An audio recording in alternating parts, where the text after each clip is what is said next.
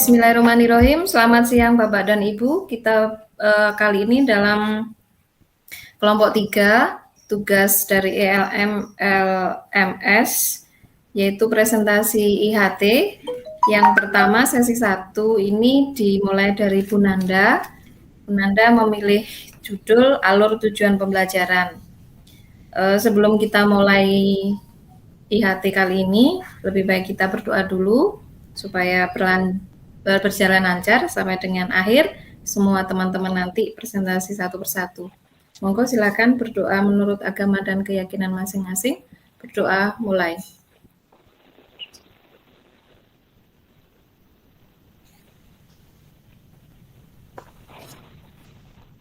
Berdoa selesai. Baik, Bapak Ibu, kali ini Bu Nanda akan memaparkan alur tujuan pembelajaran. Di mana alur tujuan pembelajaran ini sangat penting kita ketahui agar capaian pembelajaran bisa tercapai dengan memuaskan. Saya persilahkan untuk Bu Nanda memberikan paparannya. Dipersilahkan. Baik, terima kasih untuk Bu Lili selaku moderator. Ya, Assalamualaikum warahmatullahi wabarakatuh. Waalaikumsalam warahmatullahi wabarakatuh. Selamat siang Bapak Ibu kelompok 3, ada Pak Lauhil dan ada Bu Lili. Alhamdulillah kita diberikan kesehatan oleh Allah untuk bertemu dalam acara in-house training atau IHT di kelompok 3 ini. Semoga IHT kita nanti berjalan lancar sampai dengan akhir kegiatan ini nanti. Amin. Saya akan menyampaikan materi terkait alur tujuan pembelajaran atau ATP. Tetapi sebelum itu saya mau ice breaking terlebih dahulu, Bapak Ibu. Tapi ice breaking saya ini simpel saja. Jadi kita akan, saya mau tebak-tebakan sama Bapak Ibu. Jadi tebak-tebakan saya yang pertama, huruf apa yang dingin? Mungkin jadi refreshing otak sebentar. Huruf apa yang dingin? S. Lili menjawab S. Pak Lauhil? Pak Lauhil apa Pak? Huruf apa yang dingin? Suaranya buatan terdengar Pak? Masih di mute Pak? G. Sudah. Soalnya 2. G. Huruf apa yang dingin? Ya. S, Bu. S. Yakin? Yakin, Bu. Salah. Jawabannya bukan S. Apa, Bu? Jawabannya adalah B. Kok bisa, Bu? Karena keluar udara. Karena ada di tengah-tengah AC. Halanya. Sebelum huruf B kan ada huruf A. Setelah huruf B kan ada huruf C. Berarti B ini kan dikepung sama AC, jadi kan dingin. Nggih, Bu. Nah, terus satu lagi. Kemarin itu sebenarnya saya dapat tebak-tebakan. Saya ngasih tebak-tebakan itu sama adik saya. Terus adik saya yang kelas 1 SD. Terus dibalas sama dia. Ini saya berikan tebakan juga ke Bapak Ibu. Huruf apa yang panas? Tadi kan dingin. Sekarang huruf apa yang panas? Saya catat, Bu, buat tebak-tebakan. Monggo. Tadi huruf apa yang dingin, sekarang huruf apa yang panas? Huruf N. Yang panas. Huruf N, Bu. Kenapa, Pak? Karena kalau tidak ada N-nya kan pas, yang gitu seperti itu. Nggak jadi panas. Sebenarnya masuk akal juga karena tidak ada N-nya jadi pas gitu ya. Oke. Kalau beli saya huruf P, Pak. Bu, kalau diganti N kan jadi nanas, Bu. Kalau kata adik saya jawabannya adalah huruf M. Kenapa, Bu? Karena berada di tengah-tengah kompor. Ya enggak lah, Bu, kalau kompornya mati juga nggak panas, Bu. Itu kemarin celetuk adik saya yang masih kelas 1 SD. Saya pikir juga ya bisa masuk akal juga karena huruf M-nya ada di tengah-tengah ini ternyata. Oke. Ini temanya tengah-tengah berarti ya, Bu Oh ya? iya, Dari yang tengah ini ya. tengah ini. Lagu. Jadi bikin Lagunya Bapak Ibu berarti Vera. Oke, terus. Oke. makan sederhana. Iya. Ya sekedar refreshing otak. Gitu ya Bapak Iya, Ibu. betul. Saya lanjutkan ke penyampaian materi nggih terkait Monggo, ATP Bu. atau alur tujuan pembelajaran. Oh, bentar. Belum di share screen.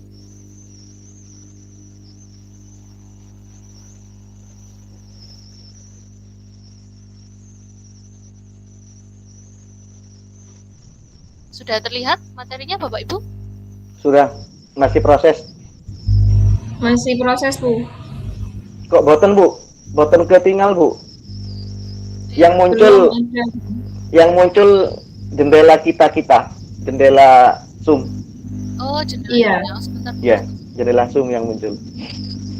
Nah, ini, Bu, Oke. sudah. Oh, sudah. Ya Allah. Belum. Balik lagi, Bu.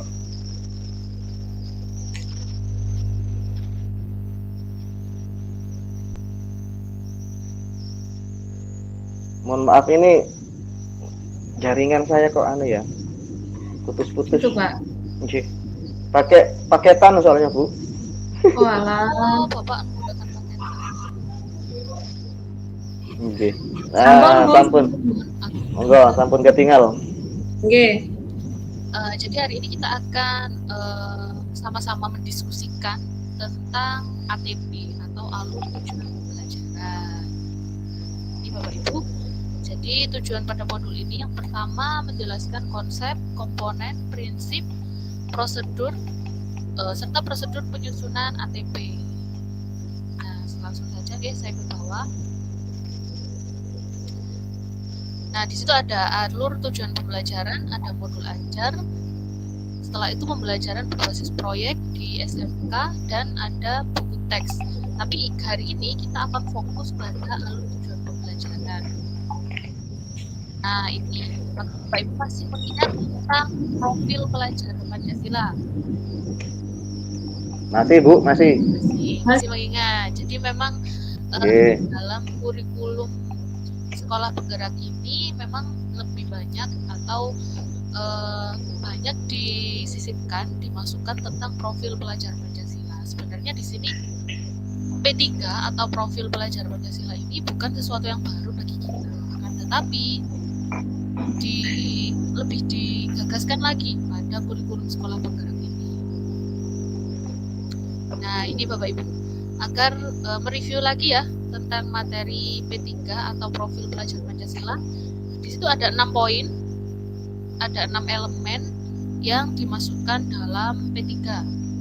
Beriman, bertakwa kepada Tuhan Yang Maha Esa, mandiri, bernalar kritis, berkebinekaan global, bergotong royong, serta kreatif. Nah, jadi dari ke-6 elemen tersebut harus kita masukkan ke dalam proses pembelajaran kita, baik kegiatan intrakurikuler atau kegiatan ekstrakurikuler. Jadi tidak hanya pembelajaran di dalam kelas yang kita masukkan unsur atau elemen yang ada di dalam P3 ini.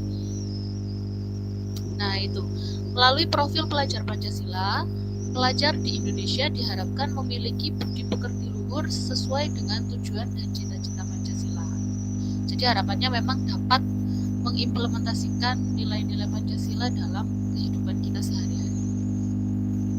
Nah, sekarang kita masuk pada ATP atau alur tujuan pembelajaran. Bapak Ibu ada yang ingin berbagi dulu mengenai apa itu sebenarnya ATP atau alur tujuan pembelajaran. Sebenarnya ini kan istilah yang digunakan kan memang cukup baru pada kurikulum sekolah bergerak ini. Mungkin konsepnya di dalamnya tidak terlalu baru, tapi istilah yang digunakan memang cukup baru bagi kita. Nah, menurut Bapak Ibu kira-kira ATP ini apa sih? Ada yang ingin menyampaikan pendapatnya?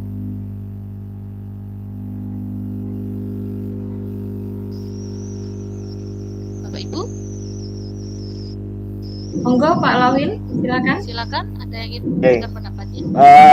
Begini Bu, sepengetahuan saya setelah kita mengikuti diklat beberapa waktu yang lalu, benar seperti disampaikan oleh Bu Rizka tadi, bahwa ATP ini sebenarnya bukan tidak asing lagi bagi kita. Kalau kita lihat pengertian dari ATP ini, alur tujuan pembelajaran. Selama kita dalam KBM itu sudah melaksanakan alur tujuan pembelajaran, tapi mungkin belum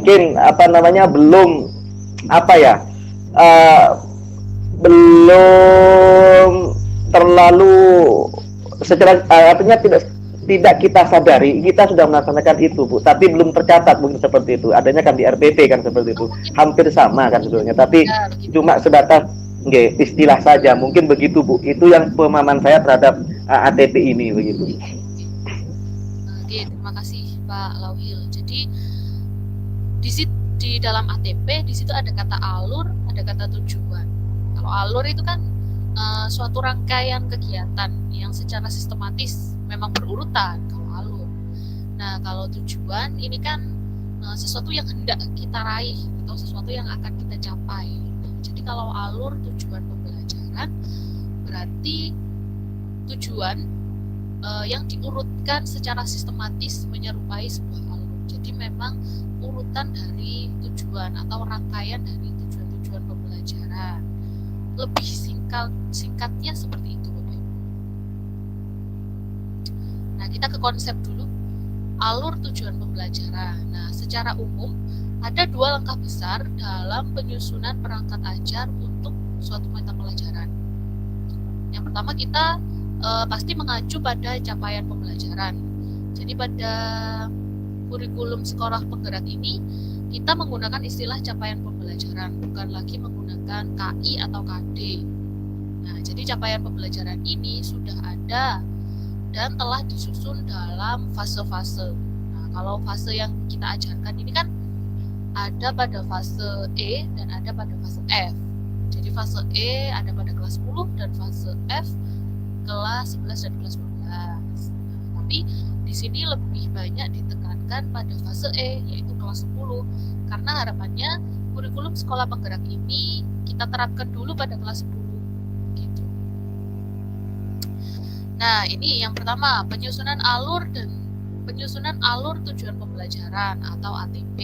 Nah, di sini alur pembelajaran adalah rangkaian tujuan pembelajaran yang disusun secara logis menurut urutan pembelajaran sejak awal hingga akhir suatu fase. Alur ini disusun secara linear sebagaimana urutan kegiatan pembelajaran yang dilakukan dari hari ke hari. Jadi memang untuk mencapai suatu kompetensi, memang kan di situ terdapat berbagai tujuan pelajaran dari setiap kompetensi yang ingin kita raih. Kalau di dalam ATP, seluruh tujuan itu diurutkan secara sistematis dari awal sampai akhir. Jadi tujuan yang paling dasar sampai pada tujuan akhir gitu. Setelah kita menyusun ATP, baru kita bisa mengembangkan modul ajar. Nah, modul ajar ini seperti apa gambarannya? Gambaran modul ajar ini seperti RPP, namun di dalam modul ajar ini telah dilengkapi dengan berbagai materi pembelajaran, lembar kerja siswa, dan asesmen untuk mengecek apakah tujuan pembelajaran ini telah dicapai atau telah dikuasai oleh siswa. Nah, ini jadi pembelajaran sebelumnya apa yang menjadi pengertian dari istilah. Nah, ada capaian pembelajaran. Kalau pembelajaran sebelumnya memang sendiri-sendiri. Jadi capaian pembelajaran, ada alur pembelajaran, ada tujuan pembelajaran. Nah, konsep alur pembelajaran. Nah, jadi yang pertama itu CP. Capaian pembelajaran adalah kompetensi yang diharapkan dapat dicapai oleh siswa pada akhir fase. Nah, CP ini terdiri dari 6 fase, dari fase A sampai fase F, atau tahapan yang meliputi seluruh jenjang pendidikan dari SD sampai SMA. Nah, fase itu ada fase A terdiri dari kelas 1 sampai kelas 2, fase B fase C, fase D ini kelas 7 sampai kelas 9 SMP. Baru masuk fase E kelas 10 dan fase F kelas 11 dan kelas 12. Nah, setelah kita memiliki CP, mengacu pada CP atau capaian pelajaran, nah di situ ada alur pembelajaran yang merupakan rangkaian tujuan pembelajaran yang tersusun secara sistematis dan logis di dalam fase secara utuh dan menurut urutan pembelajaran sejak awal hingga akhir suatu fase. Nah, seperti yang sudah saya jelaskan tadi, memang ATP itu merupakan tujuan pembelajaran atau rangkaian tujuan pelajaran yang disusun secara sistematis. Nah, ini alur pembelajaran disusun untuk menjadi rangkaian tujuan pembelajaran sejak awal hingga akhir di setiap fase dari suatu capaian pembelajaran. Alur ini menjadi panduan guru dan siswa untuk mencapai CP di akhir fase tersebut. Tujuan pembelajaran disusun secara kronologis berdasarkan urutan pembelajaran dari waktu ke waktu. Jadi memang diurutkan dari alur yang paling sederhana menuju ke alur yang paling akhir sebagai cara atau rangkaian kegiatan untuk mencapai kompetensi atau untuk mencapai capaian pembelajaran itu tadi. Nah, di situ ada catatan penting. Guru berhak untuk menyusun alur pembelajaran masing-masing yang terdiri dari rangkaian tujuan pembelajaran. Jadi, karena kita pada kurikulum sekolah penggerak ini menerapkan prinsip pendidikan yang memerdekakan. Jadi di sini guru diberikan kebebasan untuk menyusun seperti apa alur tujuan pembelajaran yang akan kita buat pada pembelajaran kita atau pada CP kita. Tidak lantas kita menyamakan dengan teman-teman kita yang lain, karena memang kembali ke konsep pendidikan yang memerdekakan itu tadi. Kita diberi kebebasan, kita diberikan keleluasaan untuk mengkreasikan bagaimana CP kita, bagaimana ATP kita, dan bagaimana modul ajar kita. Setelah itu catatan yang kedua, pemerintah menyediakan beberapa set alur untuk digunakan sebagai contoh pengembangan kurikulum yang siap digunakan pada satuan pendidikan dan panduan untuk penyusunan perangkat ajar. Jadi di sini sebenarnya memang sudah disediakan oleh pemerintah tentang pengembangan kurikulum serta bagaimana capaian pembelajaran itu sendiri. Tapi tidak lantas menutup kreativitas kita sebagai guru untuk mengembangkan kurikulum dan mengembangkan alur tujuan pembelajaran itu sendiri. Konsep alur tujuan pembelajaran. Nah, jadi ada 3 komponen atau ada 3 poin penting dalam penyusunan ATP. Yang pertama ada kompetensi. Nah, kompetensi ini adalah kemampuan yang dapat didemonstrasikan oleh siswa. Nah, setelah itu ada juga konten. Konten ini merupakan konsep utama yang perlu dipahami di akhir satu unit pembelajaran. Setelah itu yang ketiga ada variasi. Nah, variasi ini merupakan keterampilan berpikir yang perlu dikuasai siswa untuk dapat mencapai tujuan pembelajaran. Jadi, diksi atau pilihan kata yang kita gunakan di dalam pembuatan ATP itu memang harus menerapkan konsep variasi ini, karena itu akan mencerminkan seperti apa tujuan yang ingin kita capai. Atau biasanya ada misal untuk memahami konsep, maka pembelajarannya akan beralih ke tujuannya yaitu untuk memahami saja, tetapi kita harus lebih bisa memvariasikan kata kerja yang kita gunakan di dalam tujuan itu, entah untuk mengeksplorasi atau untuk mengimplementasikan. Jadi lebih banyak mengarah pada pembelajaran berbasis project itu tadi. Jadi melatih anak berpikir kritis itu juga. Nah, jadi di situ sudah dijelaskan fase A dimulai di kelas 1. Nah, berlanjut. Nah, fase A ini berakhir pada kelas 2. Jadi, tujuan pembelajaran yang pertama sampai yang tujuan pembelajaran yang terakhir itu diurutkan berdasarkan konsep ATP. Nah, ini bisa Bapak Ibu cermati di situ contoh ATP. Nah, di situ ini contohnya. Nanda, durasi Bu, durasi. Oke, siap Bu. Nah, itu bisa dicermati Bapak Ibu. Mungkin bisa dilihat pada kata kerja yang digunakan di situ. Jadi di situ siswa mampu menyatakan bilangan berpangkat. Setelah menyatakan bilangan, kata kerja yang digunakan di situ naik sampai pada ATP yang terakhir pada B10.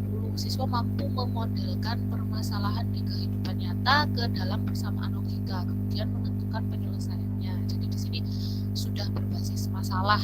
Ini contoh ATP yang nanti mungkin dapat Bapak Ibu pelajari masing-masing. Oke, itu saja mungkin yang dapat saya sampaikan.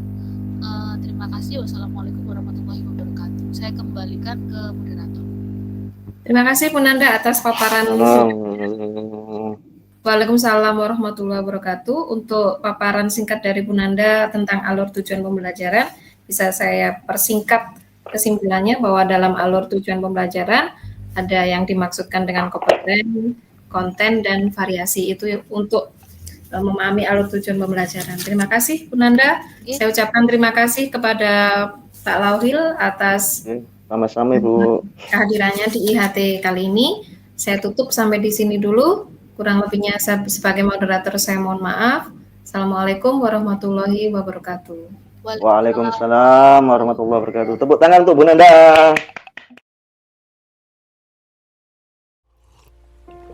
If you find the one, you should never give her up.